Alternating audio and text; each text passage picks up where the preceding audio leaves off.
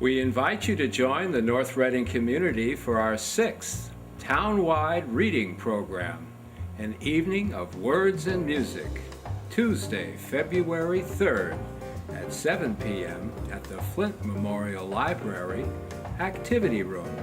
This unique book has won many awards, including the Michael L. Prince Honor Book Award.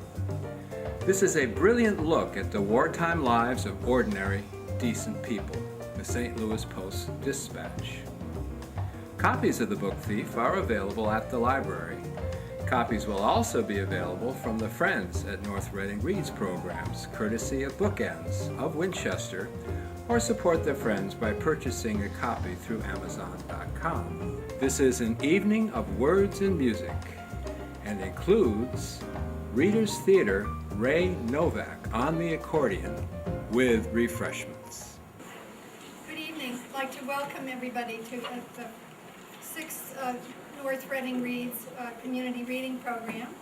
And on this snowy night, everybody, thank you for braving the snow. And so tonight we're going to be celebrating The Book Thief by Marcus Zusak, which is the book that was selected for this year. And we're going to start with Raymond Novack on the accordion. And he'll talk a little bit about the accordion. Raymond is from Beverly and is the head of the band at Beverly High School and teaches music and knows Mr. Foreman. And then the students will read selections from The Book Thief. And I would like to thank, there's so many people who have been involved in the community reading project. I'd like to thank the Friends for all their help. And we do have several sponsors, Verizon, the Reading Cooperative Bank, and the Savings Bank. And so we really are very appreciative. And this is an informal evening, so please help yourself to refreshments. And thank you very much.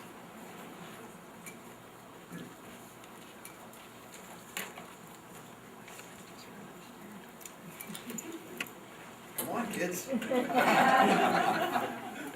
Well, good evening, everybody.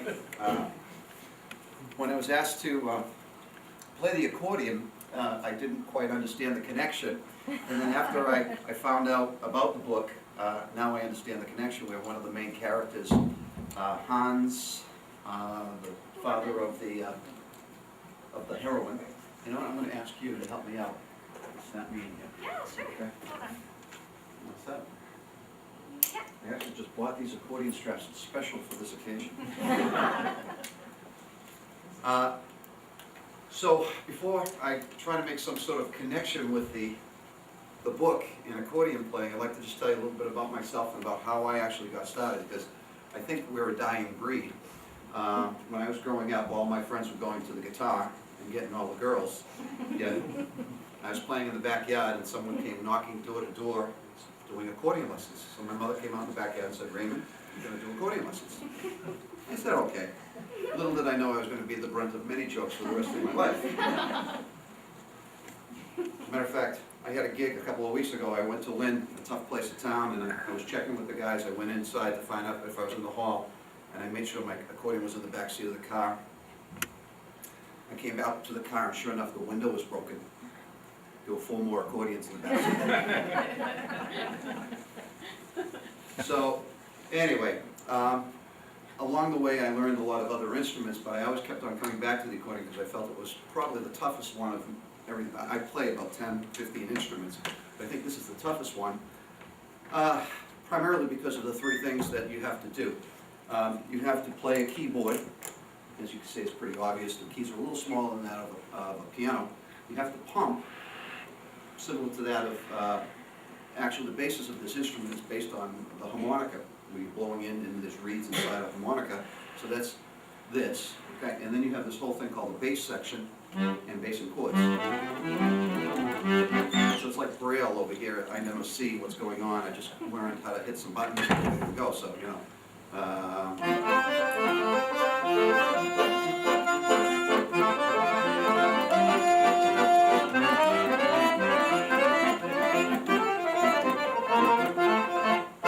So you put, hey, we just started.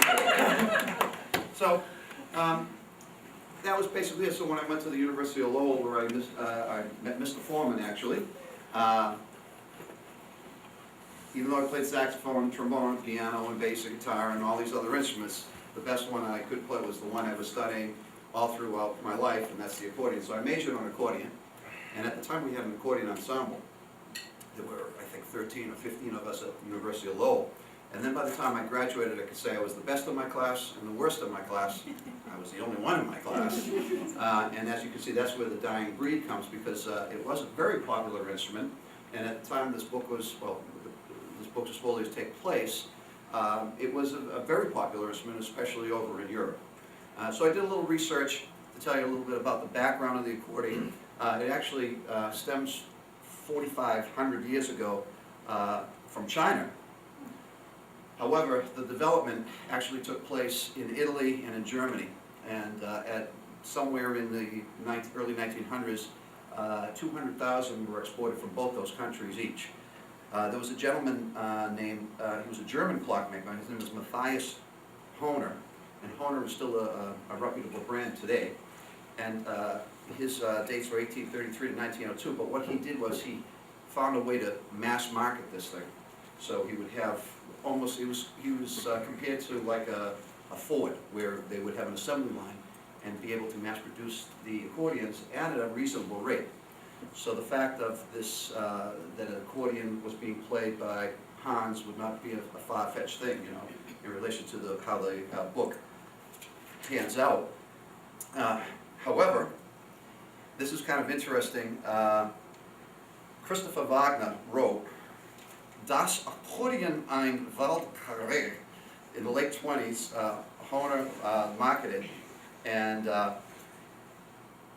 Wagner continued, when the Nazis took power, the growth of the accordion slowed because they claimed it was too close with American jazz and dance music. So the Nazis did not want to have any of their marches or hymns played on this instrument because it was very bad. And Nazis tried to stop accordion bands. What Hohner would do is to put together accordion bands to go out into different, even neighboring countries. And so people would see these accordion bands and say, that's for me, and then they would buy the accordions. So it was kind of interesting, you know, 30 accordions. So anyway, let's see. It stopped accordion. The president of the institution controlling music for the Third Reich declared, in quotes, now is the time to build a dam against the flooding of our musical life by the accordions. How do you like that, huh? So, they were not well liked by the Nazis, but Hans did play it. So as I did a little bit of research, I'm going to put you to all the work. And I don't know how good this is going to go. So, does anybody speak German yet, by the way? Yeah. Does anybody speak German or took German in high school or anything? Well, I'm going to try to... I went ahead of everyone.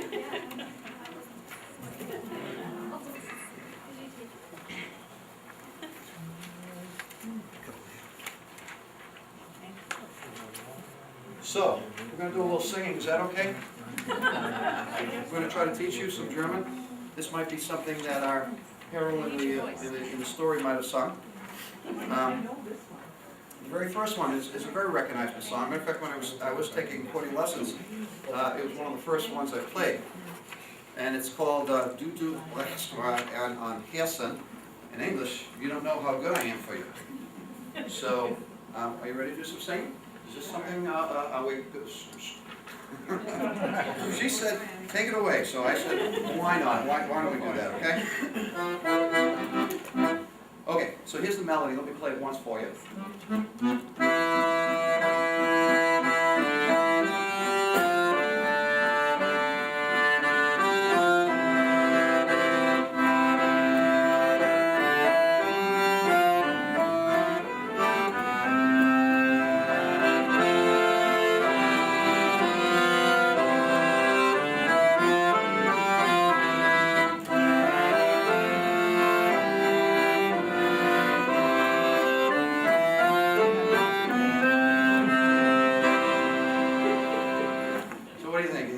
Shot? Okay, because I'm a professor, I know how to teach you any German. Marcy, I want to hear you. Come, Marcy, I want to hear you.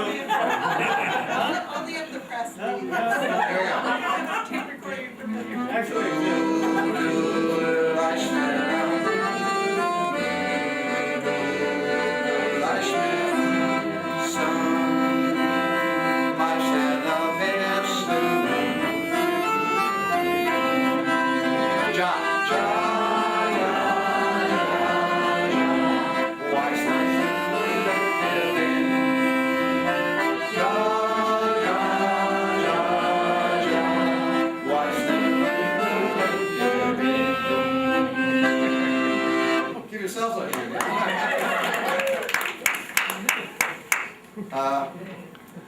next one I found, actually, I work at Beverly High as I was introduced, and I went up to our German teachers, and I said, help!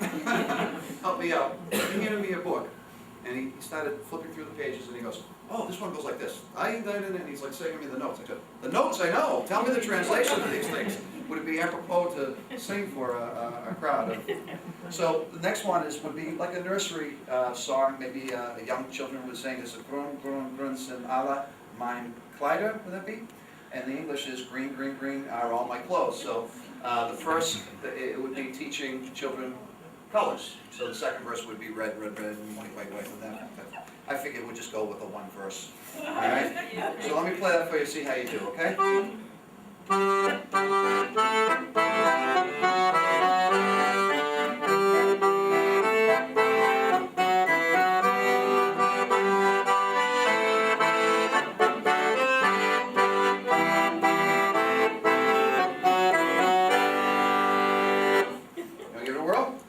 Is it groom? Is that how we say it? You should have two little dots on it. My computer wouldn't do it. Here we go.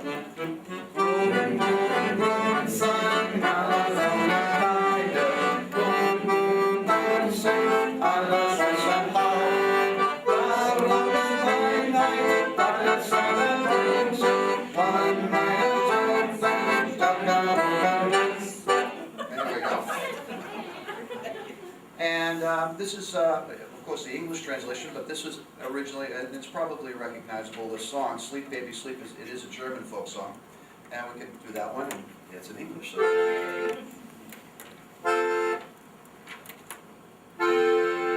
And sleep, baby, sleep. Oh, it's sleep. My mother shakes a dream and dream, and down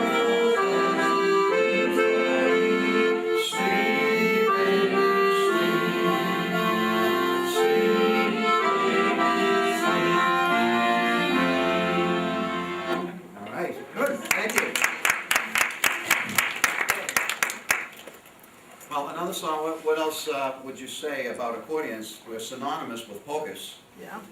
So I'll play one that's, it's called Wama Hangai Lustig Zwa, which basically it's a Bavarian yodel dance. So if you feel like getting up and yodeling, it's party time here.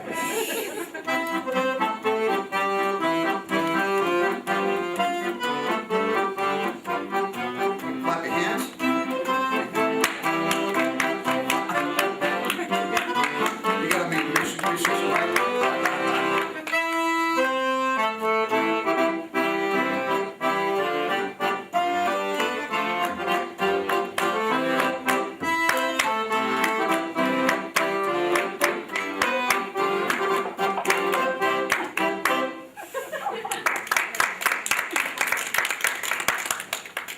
I was also thinking about the time period. This was